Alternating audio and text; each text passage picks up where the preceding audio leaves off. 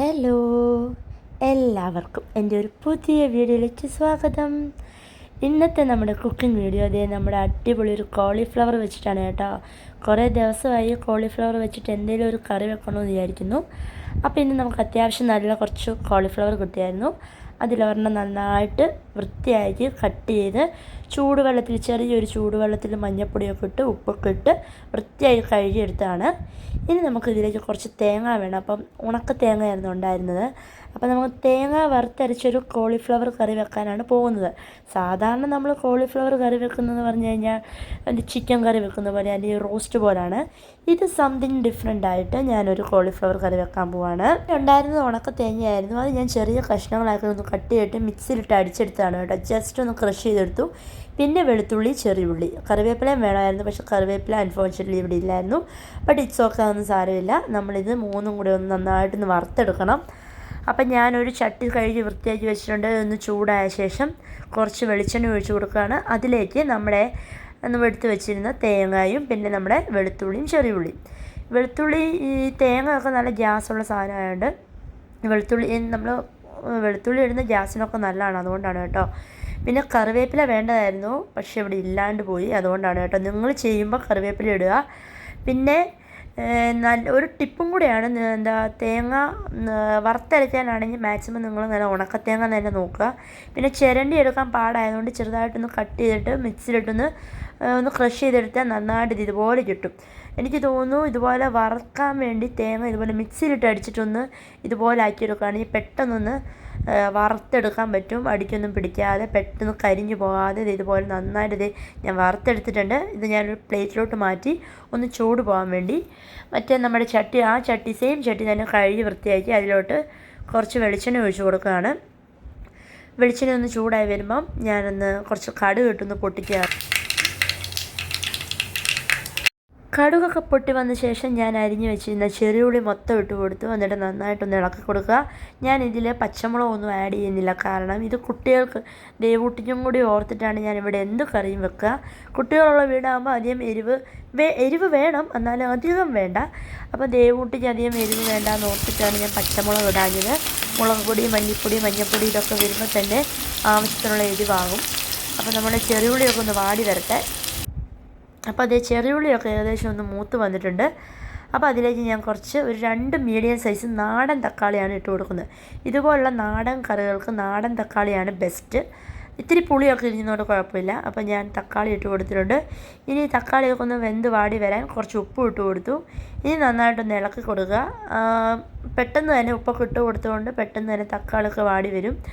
ഇനി ആ ഗ്യാപ്പിൽ ഞാൻ പോയി മുമ്പേ വറുത്ത് വെച്ചിരുന്ന തേങ്ങ നല്ല വട്ടിവായിട്ട് അരച്ചെടുത്തിട്ടുണ്ട്. നല്ല വെണ്ണ പോലെ അരച്ചെടുത്തു. അതിനുശേഷം നമ്മുടെ തക്കാളിയൊക്കെ ഏകദേശം വെന്ത് വന്നിട്ടുണ്ട്. കണ്ടില്ലേ, നന്നായിട്ട് വെന്ത് മൂത്തെല്ലാം വന്നു. അതിലേക്ക് ഞാൻ കുറച്ച് മഞ്ഞൾപ്പൊടി ഇട്ടൊന്ന് മൂപ്പിച്ചെടുക്കുകയാണ്. അപ്പം മഞ്ഞൾപ്പൊടി, കുറച്ച് മുളക് പൊടി ഞാൻ പറഞ്ഞില്ലേ. അപ്പം മുളക് പൊടി ഒരു 3 സ്പൂൺ മുളക് പൊടി ഇട്ടിട്ടുണ്ട്. ഈ മുളക് പൊടിയൊക്കെ നന്നായിട്ടൊന്ന് മൂത്ത് വാടി വരണം. പിന്നെ ഞാൻ 2 സ്പൂൺ മല്ലിപ്പൊടി ഇട്ടു. എനിക്ക് തോന്നുന്നു തേങ്ങ ഒക്കെ വറുത്തരയ്ക്കുമ്പോൾ കുറച്ച് മല്ലിപ്പൊടി ഫ്ലേവർ ഇത്തിരി കൂടുന്നത് നല്ലതാണെന്ന് പേഴ്സണൽ ഒരു അഭിപ്രായമാണ്. മല്ലിപ്പൊടി ഇട്ട് ഇതെല്ലാം ഒന്ന് മൂത്ത ശേഷം ഞാൻ ആ അരപ്പ് അങ്ങോട്ട് കൊടുത്തു. ശരിക്കും പറഞ്ഞാൽ അരപ്പല്ലായിരുന്നു ആദ്യം ഇടേണ്ടത്. നമ്മുടെ കോളിഫ്ലവറില്ലേ, അതൊന്നിട്ടൊന്ന് മിക്സ് ചെയ്ത് ഒന്ന് വാട്ടി ഒന്ന് എണ്ണയിലൊക്കെ ഇട്ട് ഒന്ന് വഴട്ടിയെടുക്കണമായിരുന്നു. പക്ഷേ എനിക്കൊരു ചെറിയ മിസ്റ്റേക്ക് പറ്റി. എന്നാലും സാരമില്ല, എല്ലാം സെയിം ടേസ്റ്റൊക്കെ തന്നെയാണ്. എന്നാൽ പോലും ആ കോളിഫ്ലവർ ആ മസാലയിൽ കിടന്ന എണ്ണയിലൊക്കെ കിടന്നൊന്ന് വാടി വരുമ്പോൾ കുറച്ചും കൂടി ഒരു ടേസ്റ്റ് കൂടിയേനെ. But it's okay. നമുക്ക് ആ അരപ്പെല്ലാം നന്നായിട്ടൊന്ന് ആവശ്യമൊക്കെ ഉള്ള വെള്ളമൊക്കെ ഒഴിച്ചു കൊടുത്ത് കറക്റ്റ് ഒരു പാകത്തിനുള്ള വെള്ളമാക്കി ഞാൻ എടുത്തിട്ടുണ്ട്. ഇനി കാരണം ഇതിൽ കിടന്ന് വേകണമല്ലോ, വെന്ത് കഴിയുമ്പോൾ കുറച്ചും കൂടി ഇത് കുറുകും. നമ്മൾ കഴുകി വെച്ചിരുന്ന കോളിഫ്ലവർ അതിലോട്ട് ഇട്ട് കൊടുത്തു. നന്നായിട്ടൊന്ന് മിക്സ് ചെയ്ത് ഇളക്കി കൊടുക്കുക. അപ്പം ഈ വെള്ളം നിങ്ങൾ പ്രശ്നമാക്കണ്ട. ഈ വെള്ളമൊക്കെ നല്ല ഈ കോളിഫ്ലവർ വേകാനുള്ള വെള്ളമാണ്. അത് വെന്ത് വരുമ്പോൾ കറക്റ്റ് കുറുകി വരും. അപ്പോൾ ആവശ്യമുള്ള ഉപ്പൊക്കെ ഇട്ട് അത് അടച്ച് വെച്ചു. അപ്പോൾ ഇടയ്ക്കിടയ്ക്ക് ഞാൻ അടച്ച് വെച്ചത് തുറന്ന് നോക്കും, പിന്നെ ഇളക്കും, വെന്തോ നോക്കും, അടുക്കി പിടിക്കാതെ നോക്കണം. അപ്പോൾ ഇളക്കി കൊടുത്തുകൊണ്ടിരിക്കുക. ഇടയ്ക്കിടയ്ക്ക് ഇങ്ങനെ തുറന്ന് നോക്കി ഇങ്ങനെ ഇളക്കി കൊടുത്തുകൊണ്ടിരിക്കുക. നമ്മൾ എന്ത് സാധനം കറി വെച്ചാലും ഇടയ്ക്കൊന്ന് തുറന്ന് നോക്കി ചുറ്റി ഇളക്കുക, കാരണം അടുക്കി പിടിക്കാതെ നോക്കുക. അപ്പം നമ്മുടെ കറി ഞാൻ വീണ്ടും ഇങ്ങനെ ഇളക്കി കൊടുത്തിട്ട് അടച്ച് വെച്ച് വീണ്ടും ഇങ്ങനെ തുറന്ന് നോക്കുകയാണ് കേട്ടോ. അപ്പോൾ ഫൈനലി നമ്മുടെ ഒരു ഇതെന്ന് പറഞ്ഞാൽ നമ്മുടെ കറി ഇവിടെ റെഡി ആയിട്ടുണ്ട്.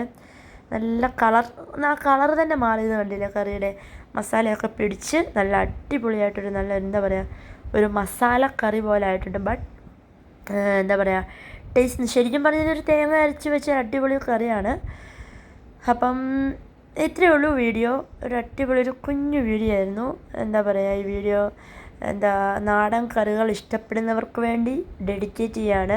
കൂടുതലും ഇത് കുറച്ചും കൂടെ കുറുകാനുണ്ട് കേട്ടോ. കാരണം നമുക്ക് ഇത്തിരിയും കൂടെ ഒന്ന് കുറുക്കിയെടുക്കാം. അത് നമ്മൾ വെക്കുന്നതിനനുസരിച്ച് കുറുകിക്കോളൂ. അത് ഞാനിപ്പോൾ ഇതിൽ വീഡിയോയിൽ തന്നെ നമുക്ക് കാണാം, അവസാനം വരെ കാണുക. കുറുകി വരുമ്പോൾ നല്ല കുറച്ചും കൂടെ തിക്കായി വരുമ്പോൾ കുറച്ചും കൂടെ ടേസ്റ്റ് കൂടുക, മസാലയൊക്കെ കുറച്ചും കൂടെ പിടിക്കും. അപ്പം നാടൻ കറികൾ ഇഷ്ടപ്പെടുന്നവർക്ക് വേണ്ടി ഞാൻ ഈ വീഡിയോ ഡെഡിക്കേറ്റ് ചെയ്യുന്നു. കാരണം ഏത് കറിയും നമ്മൾ നാടൻ രീതി വെച്ച് അത് പ്രത്യേക ടേസ്റ്റാണ്. ചോറ് കഴിക്കാൻ ചപ്പാത്തിയുടെ കൂടെയൊക്കെ പറ്റിയ ഒരു അടിപൊളി കറിയാണ്. തലേദിവസം ആകുമ്പോഴത്തേക്കും കുറച്ചും കൂടി ടേസ്റ്റ് കൂടും. നല്ല പഴങ്കഞ്ഞിയൊക്കെ കുടിക്കാൻ നല്ല ബെസ്റ്റ് കറിയാണ്. ഇതിൻ്റെ കൂടെ ഒരു ഉണക്കമീൻ വറുത്തതും കൂടെ ഉണ്ടെങ്കിൽ പിന്നെ പൊളിച്ചു. അപ്പോൾ ഇത്രയേ ഉള്ളൂ വീഡിയോ. ഇതൊരു സിമ്പിളായിരുന്നു, ഒരു സിമ്പിൾ വീഡിയോ ആണ്, ഒരു സിമ്പിൾ കുക്കിംഗ് വീഡിയോ ആയിരുന്നു. അപ്പോൾ ഇഷ്ടപ്പെട്ടാൽ മറക്കാതെ ലൈക്ക് ചെയ്യുക. അടുത്തൊരു പുതിയ വീഡിയോ ആയിട്ട് കാണാം. അതുവരെയും എല്ലാവർക്കും tata bye, take care, by.